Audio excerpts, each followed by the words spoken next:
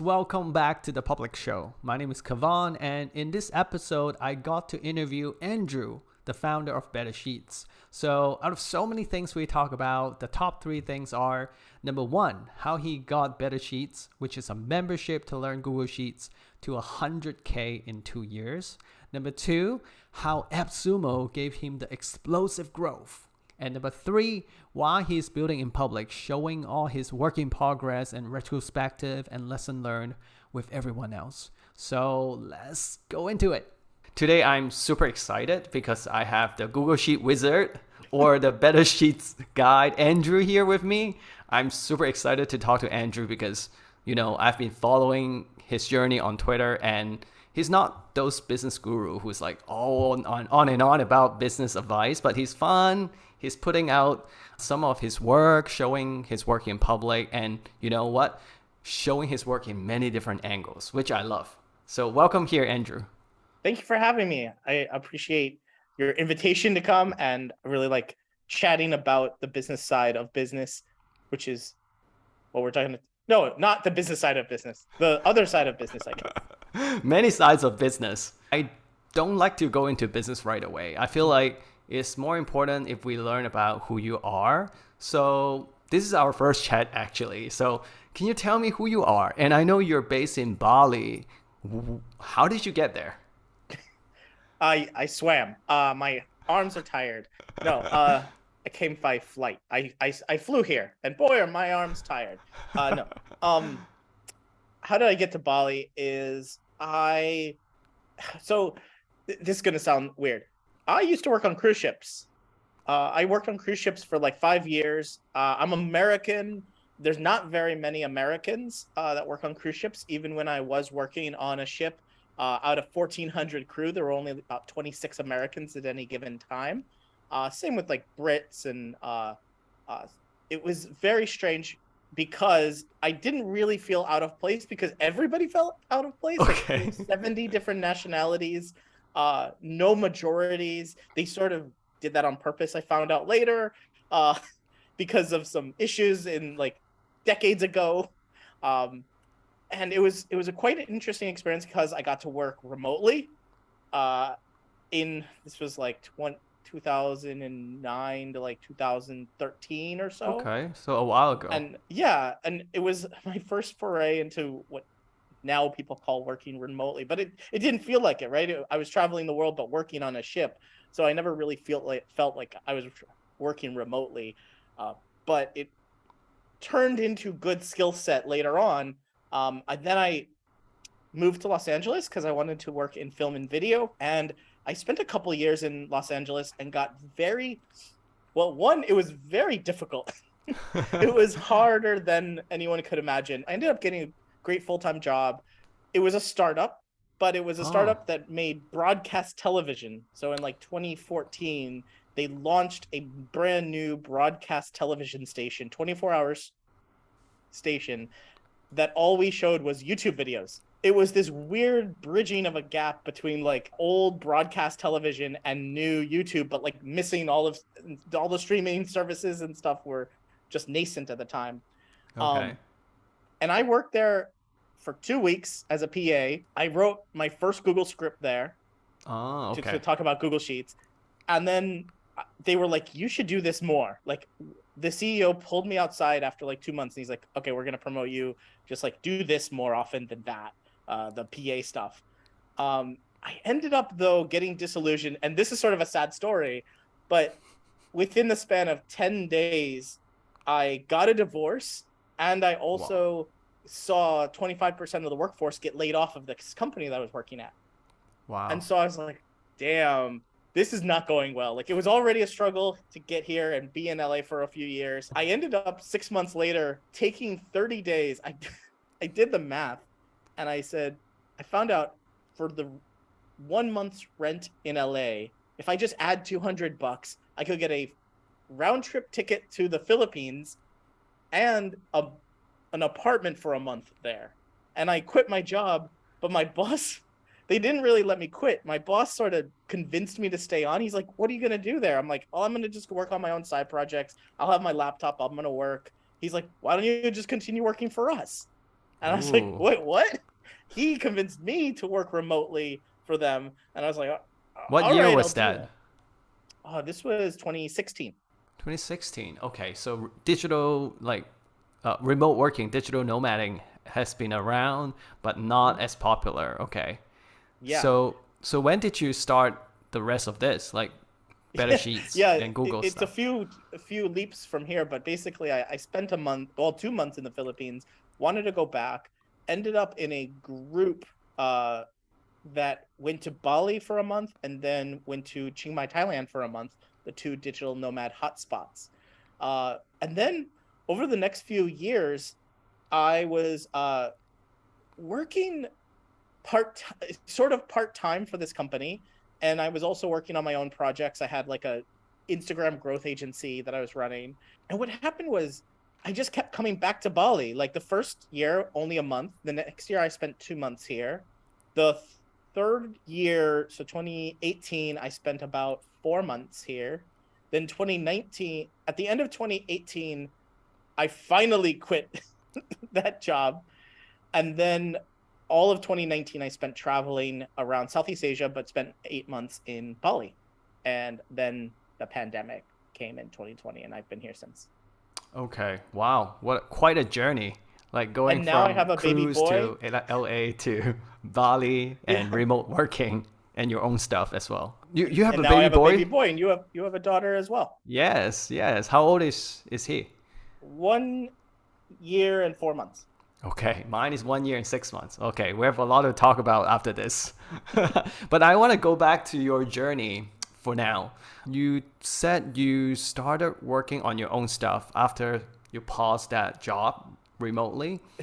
Yeah. How did you get to become like a creators building digital products? Well, I didn't really ever not have my own stuff. Like I yes, I was working a full-time job, but I always had side projects.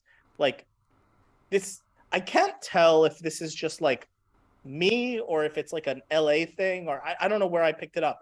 But like I always had side projects or side hustles going on. I always had something happening.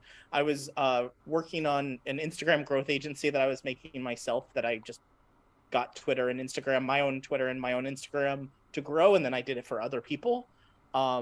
Then I was like creating a SaaS product. Basically, I knew that the growth hacker days of Instagram were coming to an end around from 2016 to 2018.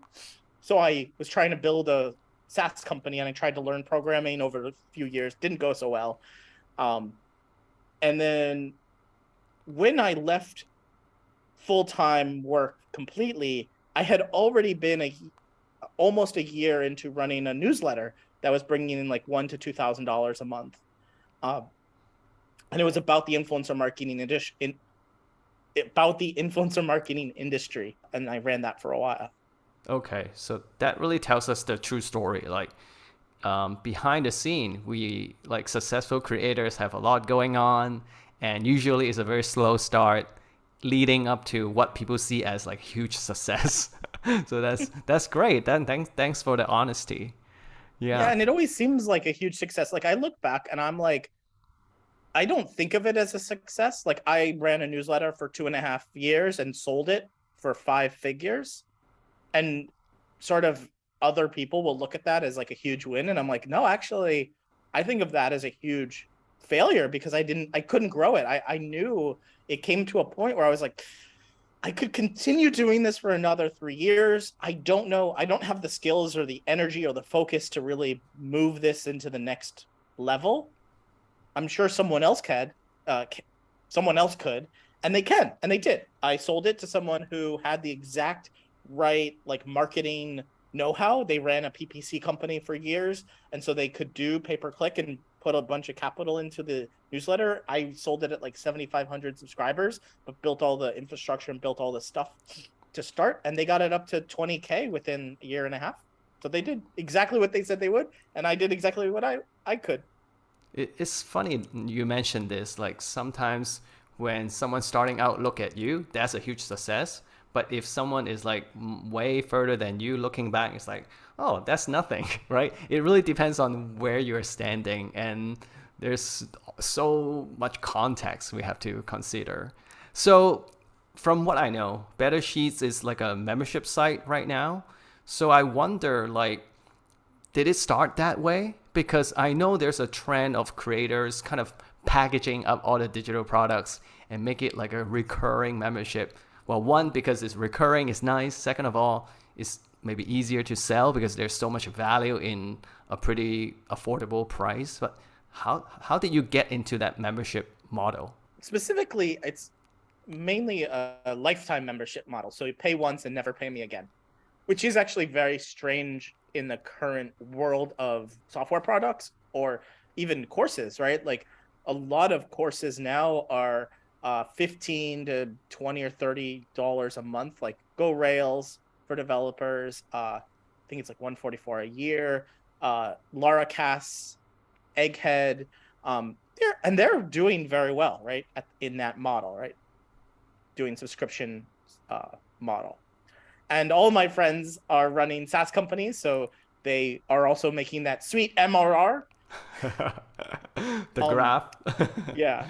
And I tried. I tried a couple of different SaaS companies. I tried building my own. I even bought one from a friend who was shutting his down, and then I kept growing and I was like, I don't think I can do this very well. I had a weird story in 2021. On a Monday, I bought a SaaS product from someone, and on Wednesday, I found out I was going to be a dad.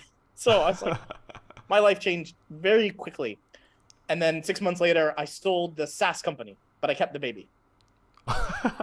Thank God. So I've tried these things. I've tried to build SaaS. I've tried to run a SaaS to varying degrees of unsuccess. And what happened was I started Better Sheets completely as a side project. I started it with the intention that it was a side project. I even wrote on Indie Hackers, I think like the day before or a week after. I was like, I'm not done with side projects yet. Like I had sort of had a main SaaS company I was trying to work on. I was trying to do like focus. I think I kept saying, I'm going to focus on one thing. And then I was like, no, I'm not done yet.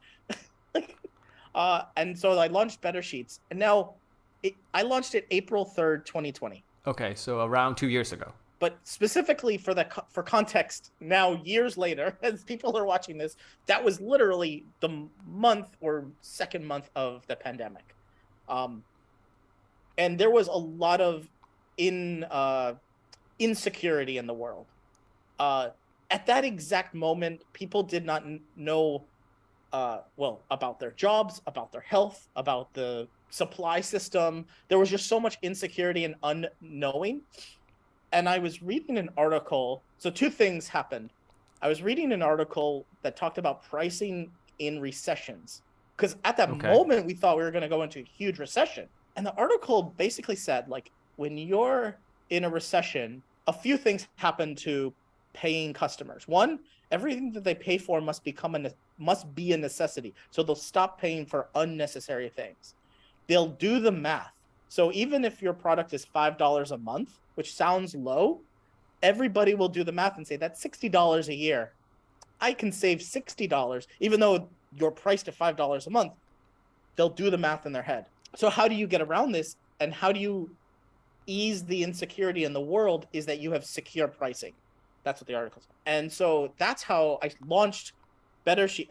The day I launched it, it was $30 lifetime membership. So never pay me again. And it was only 8 videos, 4 of which were free, 4 of which were behind a paywall. It was a Gumroad landing page and a Loom folder. And that's how I launched it. And I launched it in one day.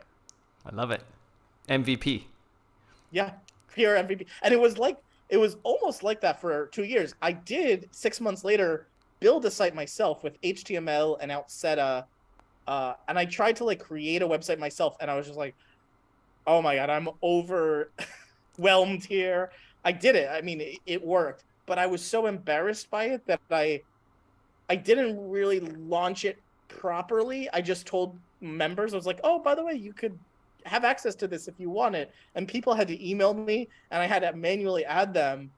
And it was even at that point, I had sort of a weird success thing with AppSumo where I had like 2,000 members very quickly, like almost hundreds within the first 2 months. And then it got really crazy for a bit. And I was adding members manually to this other site that I sort of haphazardly built. It was Right. not a good decision. So, I have come across lifetime deals myself. I've never done it because I feel like it's kind of like a danger zone, right? You get someone in and then you are never able to get them to pay again. That's the kind of concept behind it. Yeah. But it's not true because there's so many ways around it. Yeah. So how did you use this lifetime deal to kind of build out that 2,000 members and also a community? Because I assume that the word of mouth is what drives the business as well. Yeah. I mean, I can't keep any like secrets. Like I am 100% oh now it's actually over 3,000 members. So Wow. 3,000 paying members and then 1,600 free members. So I owe my entire success here to AppSumo, that platform of 2 million entrepreneurs. It was a complete lark, a complete luck. I was picked out of I applied to this like Sumo Lean Spotlight, they called it at the time. Right now it's called AppSumo Marketplace, and it's like half of their business now. There's a few weird things whenever anyone derides lifetime deal or the LTD thing. And I sort of want to just give extra context that there's a big difference between lifetime deal and lifetime pricing. Mm-hmm. The AppSumo does lifetime deals, right? They don't do product. They have their own original products that they sell as a lifetime pricing. But when you as an entrepreneur or a business owner, you put your product on there, it is specifically a deal, not like forever pricing. So you can play around with things like, I would say that I would have a few things. If anyone's watching this and they're like, I wonder if I should put my product on AppSumo. First of all, Andrew, can we clarify lifetime deal and lifetime pricing? I think my understanding is that lifetime pricing means you put that on your website and everyone get that forever. But lifetime deal is like, oh, only in these 7 days you get it. But then on your own website, you still have your original pricing. Is that the differentiation? Yeah, like I think every entrepreneur, every SaaS product should have a lifetime price, and almost only for price anchoring reasons. A lot of conversion experts sort of just say have 3 options and show one. I think a lifetime price is sort of an easy go-to. Like just do 36 times your monthly price. So it's like 3 years, and set that as a lifetime price. Most people, more like 100% of people won't buy that, right? They just don't have the cash nor the need to pay for SaaS products for life for hundreds of dollars. If you're priced at, $29 a month, it's going to be a pretty hefty, big price. But I would say, again, you can use a lifetime price for anchoring on your pricing page, and you can use lifetime deals to get really fast growth. Interesting. So let's talk about the numbers, because you said you celebrate 2 years, and I just read like a article you saying it's $100,000 in 2 years. So that was good. That was a pretty good business. Just literally, as you say that $100,000, the sun shines very brightly on my face. Like the sun went just under the awning here, and like. It was such weird timing. I can see that. I can see it on your face. That's like great. It's like a celebration. Yeah. It was weird timing. Yeah. I always have to calculate it, my overall revenue, because I do sell through AppSumo, and they do like 30% take if it's an existing customer they have, but if it's a new customer for them, I get 95%. So it averages out to about 30-ish% they take. So, but they don't pay revenue and then take that money. They just pay me each month.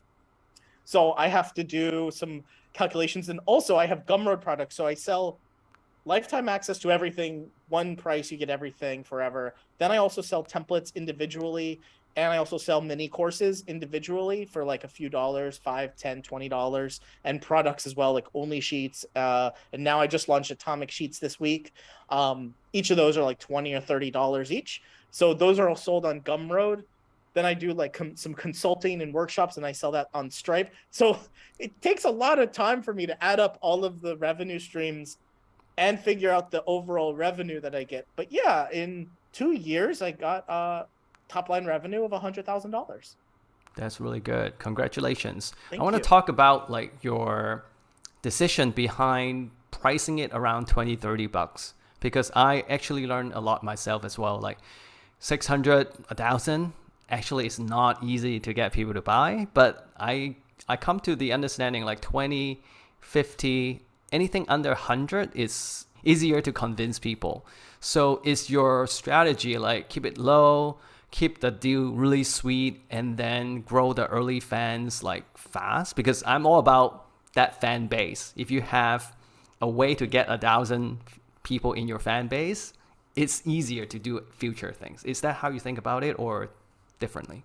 Yeah, so pre Better Sheets, I was always under the idea that like just give away everything for free and customers will come, and that is like the worst thinking ever. I used to I do was that. so wrong. I even wrote a book called Charge because I was like, I wrote a book for myself like 4 years ago. I was like, if I could read a book 4 years ago, what would I do? And I called it Charge, and you can buy it for $1. It's $1 Sweet. on Gumroad. We'll put the link at the bottom of this video. Yeah. Yeah. So your question is like, sorry, it's a little convoluted in my head. But Right. how you asked it was like so simple, but in my head it's very convoluted. Like Basically, like, did you always want to price it low just to get the fan base fast? I didn't think it was low. I mean, I didn't think $30 was low. At a time when I was okay, so I was reluctant for like a year, 2 years to pay $49 for Michael Hartle's Rails tutorial. I just kept trying to do free courses online. There was an online boot camp that I traded my time. I helped them, and then they gave me their boot camp for free. And I was like, I got it for free. I tried it. I couldn't learn the code. I did the prep for Lambda School because I was like, oh, that's free. I'll do that. And like $49 for years was like too much and too high for me to buy Michael Hartle's Rails tutorial. And finally, in 2021, I bought it, and I was like, oh, now I can code. Like I literally went through it. I didn't just buy it. I bought it, and then I went through and actually learned it, and now I can code. But it took like 10 years to do all that. So at the time I was like $30. I mean, yeah, this is 2020 when I launched, and I thought $30 was a lot because it's unproven, right? I only made 8 videos. It's a landing page.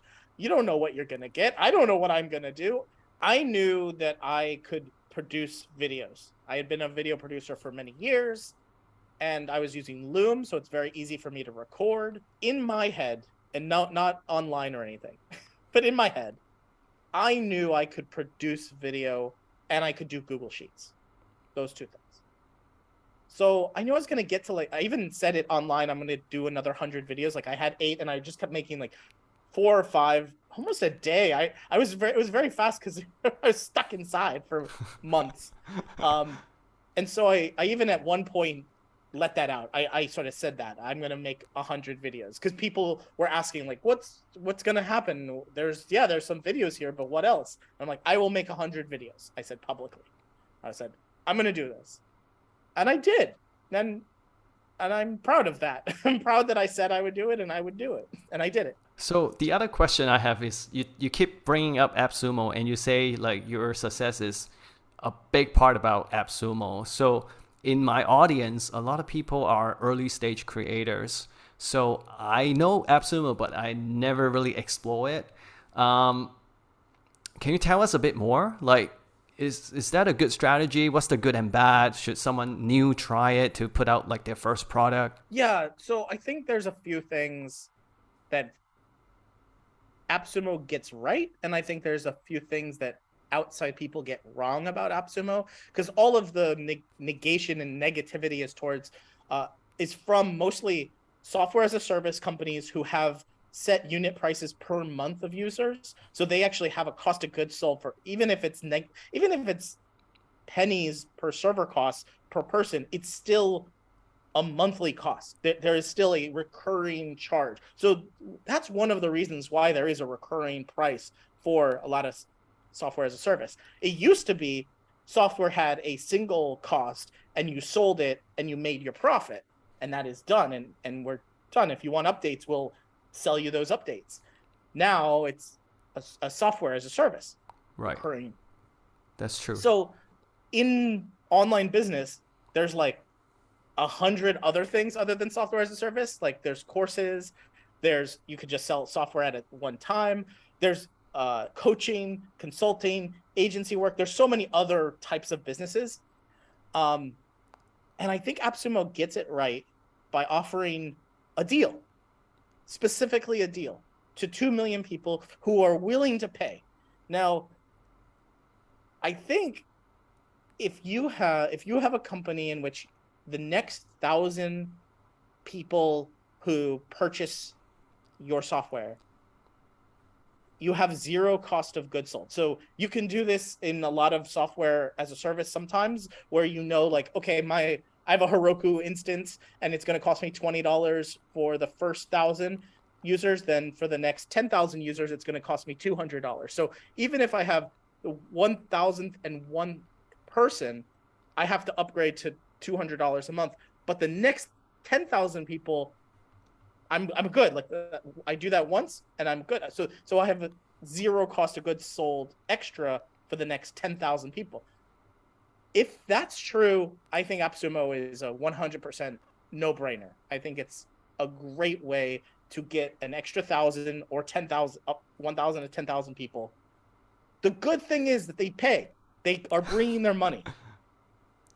They say there's like a bad deal, like if you do AppSumo Select, which I don't do. I do AppSumo Marketplace, which I get 70% of the money. In AppSumo Select, the creator gets 30% of the money. As you sort of were implying at the beginning of this, there are ways to convert lifetime users and lifetime payers into monthly payers, into other revenue. My thing is, once you pay for access, you never pay me again, and that is true. But if you want to pay for my time, then there comes a price. Okay. So I do consulting. I'll do like $99 an hour for people. I've done cheaper in the past. I'll give that away for free sometimes to members.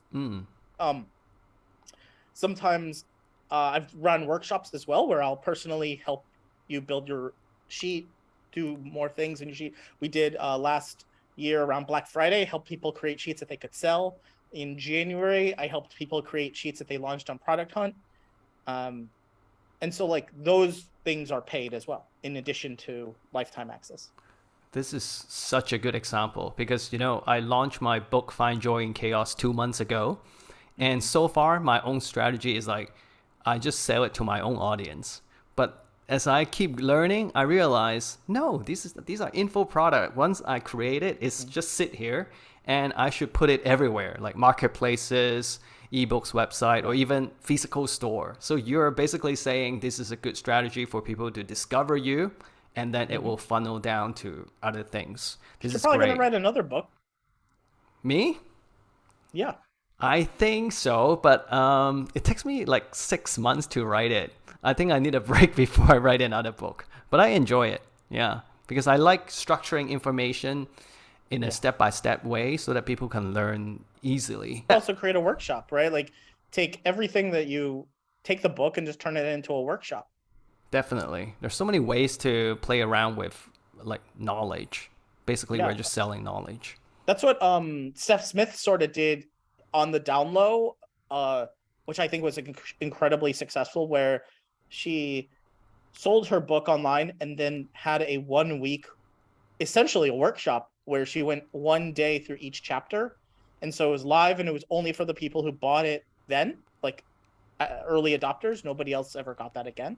And I think I was like, that's the way to go with books. Like, so basically the point here is that when you're a creator, you create digital products, it shouldn't be just one format. You can always tweak it and then relaunch it and then sell it on different places with different formats, right? That's such a good learning. And the opposite is true too, right? So I literally made a YouTube video today because I've been doing YouTube pretty hard for the last like month and a half. Mm-hmm. I've been on YouTube for the last 2 years and been in the YouTube world for a decade now. But with my own channel with Better Sheets, I just this morning made a video about taking like consulting or coaching services and turning it into a sheet that you sell. Like, so that's the opposite, right? You take a book and you can turn it into a consulting service or an agency or a workshop service, but you can also take consulting services or an agency and turn it into info products. There's so many ways to make money online now. Since we're talking about like discoverability, like letting people find you, I want to move us to Twitter presence, because one of my main topic is like helping creators get heard. So it's a lot about Twitter and then building in public, building community around your work. Andrew, when I look at your Twitter profile, I love it because you have like, I also had a baby on it and I have my baby girl who runs for me. It shows that we're not just there for business, but we inject our personality in there. So I want to ask you, like, how did you come up with this branding of yourself? I don't think I came up with it. My mom came up with me. She's the one who birthed me. I mean, she did all the work. But how did you think about business? And like a lot I of people know. would try to be an expert, right? But Yeah. you are being an expert, but at the same time, it's very approachable. So, have you always been like that, or? I've always been weird, I guess, and talkative. I think I remember some like one year in high school, I like didn't talk for like, I don't know, 15 years or something of my life. And then just a friend of mine was like so talkative and so energetic. And I was like, oh, I should talk that much. And then I just started talking and I didn't stop talking since I was like 15.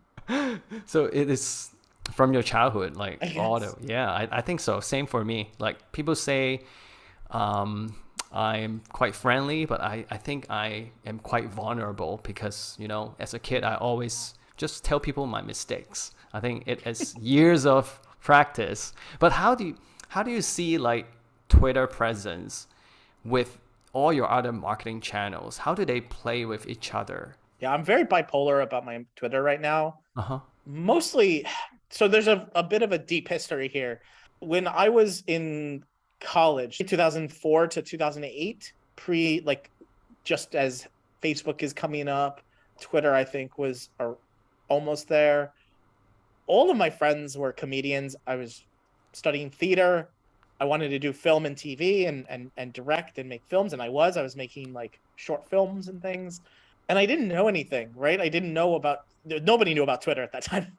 Nobody knew about social media at that time. I started using Twitter because my friends were comedians, and early Twitter was very comedian heavy and comedy heavy.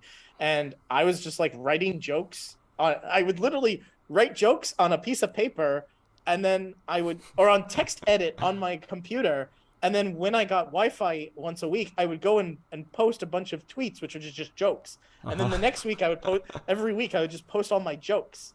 And I thought that's what Twitter was. What about Twitter today? Like that was a while Yeah, back then.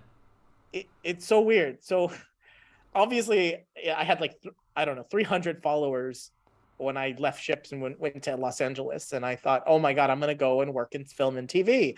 And I started talking to some producers in LA, and they said I would get advice. So I did this weird thing where I just like asked producers to get a cup of coffee, and I asked them, how did you get your job? Because I wanted a job in producing television or films or whatever.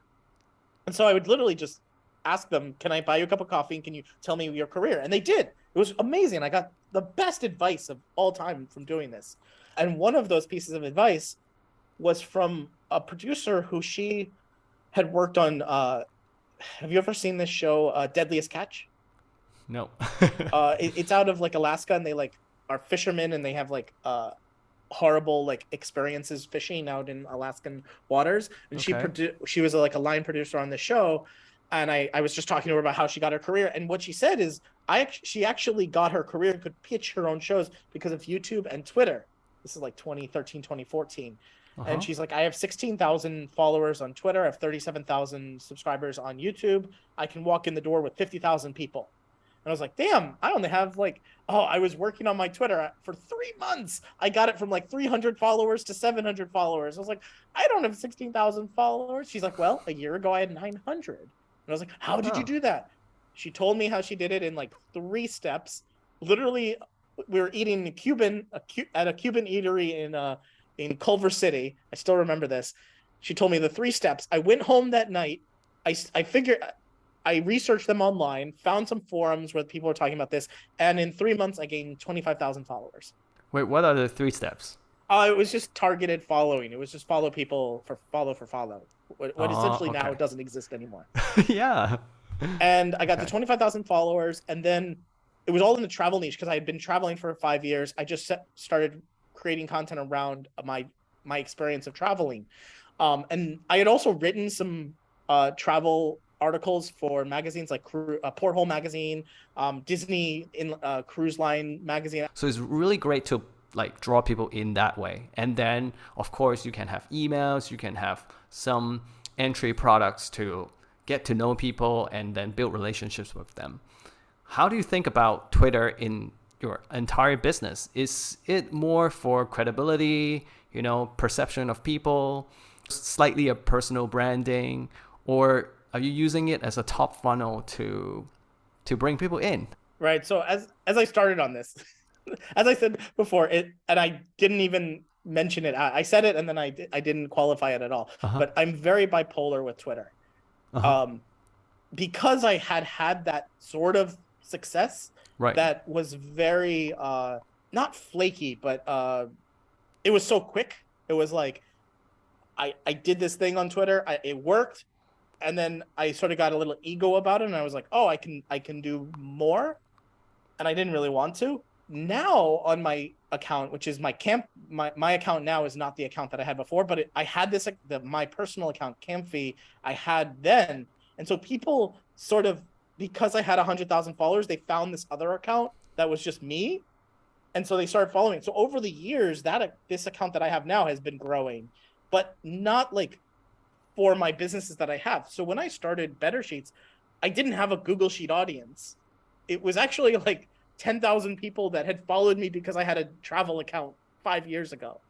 So building a business now, and then even when I had a newsletter, it was about the influencer marketing industry, and nobody followed me because I was an influencer marketer. In fact, I made the newsletter because I didn't know anything. I was learning. So I had no audience that I built about influencer marketing. And so now when I think about Twitter, I don't think about Twitter. I don't think of it as a channel. I don't think of it as this thing. And I've tried a couple times over the last 2 years, so end of 2020 into 2021 and in the start of 2022. Over the last 2 years, then there's been, I'll say, 2 months out of the last 24 months that I went hard. I really tried. I was like, I'm good at Twitter. I know what to do. There's other people who are struggling and figuring it out. I know what to do. And I tried, and then I was like, I don't really want to do this anymore. You mean I you call were it talking about Twitter growth, like how to grow on Twitter, that kind of topic? No, I was talking about whatever the thing I was like focused on at my business was at the time. Like, but I Okay. knew like the steps it takes to like create content, to create something followable. And I call it the Twitter treadmill. Right. So that's what I call it. And if I don't know if you can see me, but I don't spend much time on a treadmill. I'm pretty fat. And so I don't really know what it takes to like consistently do it day after day. I only know how to I'm very spastic as well. I get very bipolar about it. I'll be like, oh my God, I gotta work on my Twitter. So I'll invest like in tools, I'll invest in people, I'll invest my time, money, everything into it.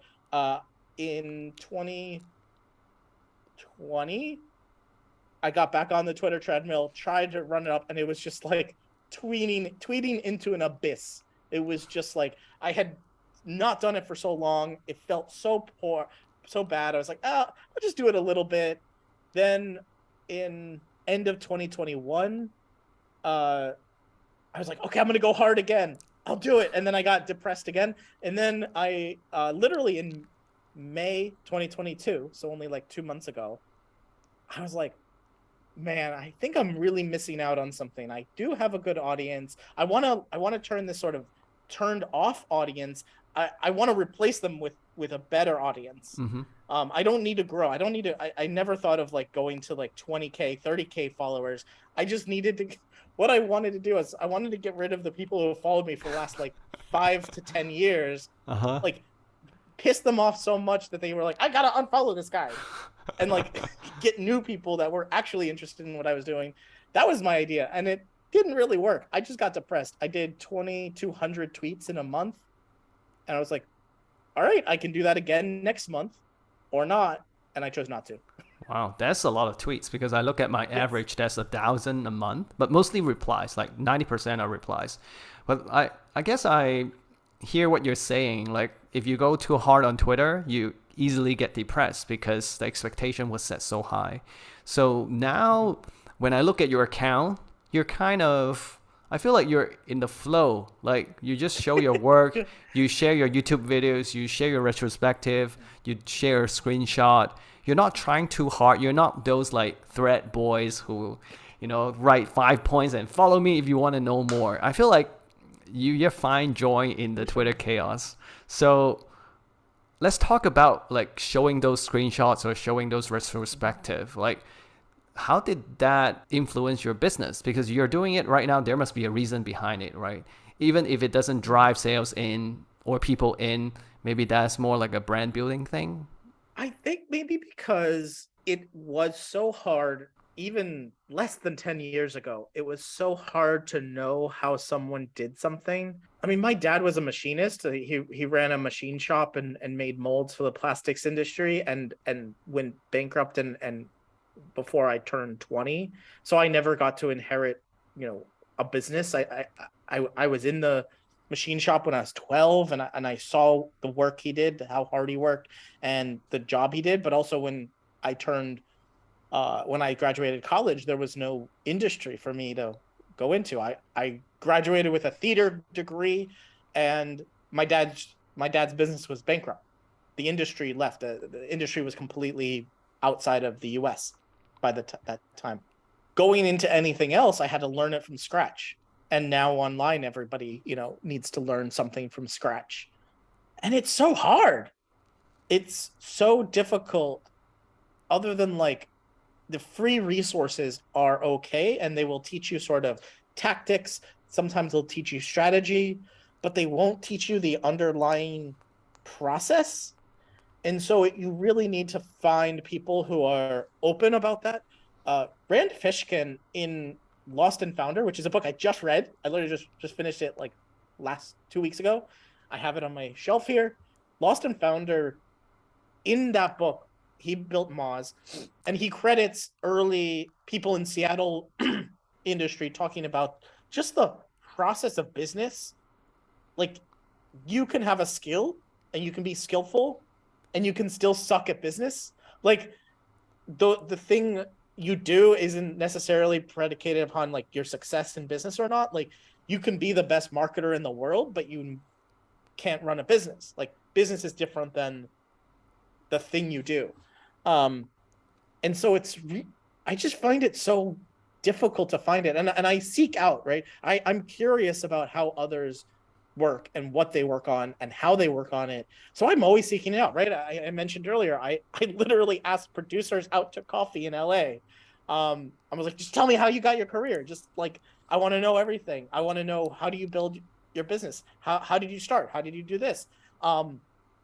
I credit now, I have a great group of people in Bali here who are successfully running businesses online, and I credit them and their openness, and I want to be as open as them. So the people in Bali are really open, so it kind of influenced you to be open as well. I totally agree, because I got online about 20 months ago, end of 2020, and all this content, they tell you 1, 2, 3, 4, 5, it only touches the first layer. Like they don't really tell you much the behind the scene. And I got hooked by two people, Arvid Khan and Monica Lentz. and they were so transparent about their decision making. I think that helped me the most, and that was the reason why I want to be open as well. And I hear the same thing from you, like you just feel like it's the right thing to do to help other people. Well, and it's not even necessarily helping other people, right? Sometimes I've seen this tweet a few times where like the tweet is like most tweets are just notes to themselves, like and that's true. Like I will write things on Twitter that I'm like, I'm writing this not for others to consume, but for me to remember this. And I'll remember it better if I publish it, which publishing on Twitter is very similar to, say, writing in a notebook or something. I see. Yeah, there's always, I personally see it like there's always a one side to yourself. That's the selfish side. But at the same time, people can see it, so it's a selfless side, and it's a balance. Like, or sometimes they're the same thing. I feel like, now this might be an unpopular opinion, but it feels like building in public is very much a marketing tactic, and I don't think that is. I don't think that is the way that I do it. I don't want to do it that way. People are more than welcome to build in public to do marketing. Yeah. Unfortunately, it's just going to have like very weird results than your expectations. Like you're going to attract different people than you expect. True. You attract other founders instead of your customer, right? Sometimes. Right. That really feels weird to me right at this moment in history, in time, in 2022, with people building in public. I mean, I'm trying to feed the beast too, right? I mean, I've created a Google Sheet which allows you to like tweet formats, right? I'm a part of the mess, and I'm a part of the chaos myself, right? I'm trying to show off my Google Sheet skills, and I'm like, hey, you can tweet from a sheet. So here's 100 templates that I got from Twitter.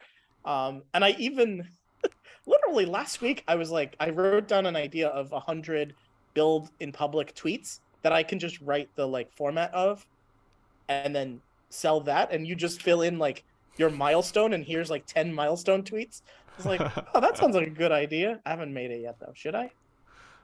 You're asking me? Yeah. I'm not. Should I write 100 formats? I'm not a big fan of just celebrating or talking about the milestones. Well, that would just be one. It would be right. It's all built in. That was just one example. Milestones, new features. I have a list, by the way. I can. Yeah, I actually have a Gumroad product on that. I guess coming back to this chaos in building in public, it really depends on that person's goal, right? Some people do it for self-accountability, self-learning, because the more you think about how to write it, how to share with people, the better you learn. Some people use it as a marketing thing, only share the MRR chart, or like, oh, I got like $30,000 from this. Not my cup of tea. I'm more like, share the decision making, share what doesn't work, what works, to help other people. But of course, this works better when you're serving an audience that maybe creator or founders. It works really well. Other than that, maybe this is more a brand building thing, so people love you as a person. I don't know. There's so many ways. That's why I keep telling people like different stories, because I hope that they would figure out their own way to do it. If you like story, you might. Okay. Do you want to know my Twitter hero? Please do. Because it's very weird. You mentioned Monica Lent. You mentioned Arvid Khan. Yeah. And most people probably listening to this and in our spheres like of influence on Twitter are going to be founders and SaaS. And you might be like, oh, my hero is someone like John Youngfook of Banner Bear. Like you might be like, oh, he's my SaaS hero. And my Twitter hero is actually Dan Harmon. He created Community, and he created co-created Rick and Morty. And this is a really weird story. This is very much an LA story. Okay. Here's why he's my hero. Because I don't drink anymore. I quit drinking in January 1st, 2020. But he's a drunk. He got divorced because he's a drunk. And he's like a horrible person. But what he does on Twitter is very interesting. And he's created a brand separate from his like creative brand. I don't know if you know what he's like. Actually, no.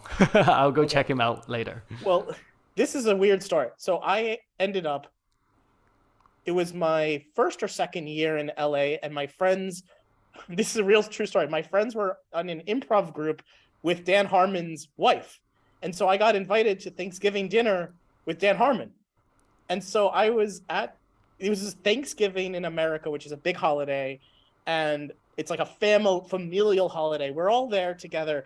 And Dan Harmon is like in the corner, like of his bar, like face down, like the whole time. We're playing like this party game. His wife and my friends are all like very good friends, and we're all like having a good time. And he's like at his bar looking down the whole time, totally, totally introverted, totally like nothing.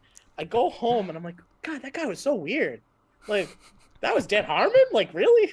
And, you know, as a creative, you might be bipolar, right? You have this like outward, like you create a great thing, but like in your home life, you're just gonna like be a hermit, right? Well, I go online later that night and I look on Twitter, and Dan Harmon the entire time was tweeting, but not tweeting to create. He was having conversations with people. And now this is Thanksgiving Day, where there's every American is having a family dinner. But there is now like, I don't know, 500, a few 100,000 people in America that were like disconnected from their home. And he was there to chat with them. He was having a conversation. He had full-blown conversations in public, right? I love the Twitter protocol that you can have a personal conversation with someone one-on-one, but it's in public. And anyone can Same chime here. in. Yeah. And now what he was doing was almost like a, I don't want to say public service, but it was so nice. Like a lot of introverts, a lot of people who are weirdos and things. Like I always feel myself a weirdo, and then I'm like, oh, you're a Rick and Morty fan? Like, oh well, like we have a tribe, right? He was like pulling people together, and he was having like this very nice community town hall discussion throughout the whole day. And I was like, damn, that's Twitter. Like, Yeah. that's cool. Damn, Andrew, thanks for wrapping it up with this story because, you know, I'm launching my paperback of my book, and on the back, the big title is Twitter is not a place for you to broadcast a message to a crowd. It is actually a cozy circle in a small room. And you basically said that. So thank you for sharing that story. I want to wrap it up because I think we're past an hour now. Oh my God. We talk a lot about the good stuff, and I love that you have different views on different things and sometimes similar views. I think that's important for people to learn. So let's wrap it up. Like, what else are you working on? Tell us like something that you want to share. Yeah, well, after 2 years, Better Sheets is not a side project anymore. I'm working on it full time. Actually, I turned my attention from Twitter full time. Like in May, it was full on Twitter. But then in June and now July, I'm doing a video every day on YouTube. So if anyone even doesn't want to pay, they can just subscribe for free on YouTube, Better Sheets, youtube.com/Better Sheets, or, you know, become a paying member. It's July 2022, and lifetime membership is still under $100. Which at the beginning you were saying $30 is low, and I thought it was high. And it's been hard for me to raise my prices, but I'm finally raising my prices consistently now. So you know, July and August will probably be the last time in that Better Sheets lifetime deal will ever be under $100. Grab it while it lasts. Yeah. Yeah, thank you. So people can find you on Twitter, YouTube, and then your main website, right? Yeah, bettersheets.co. Sounds good. Hey, Andrew, thank you so much for joining me here today. I had a really fun chat with you. Thank you for having me. It was a pleasure.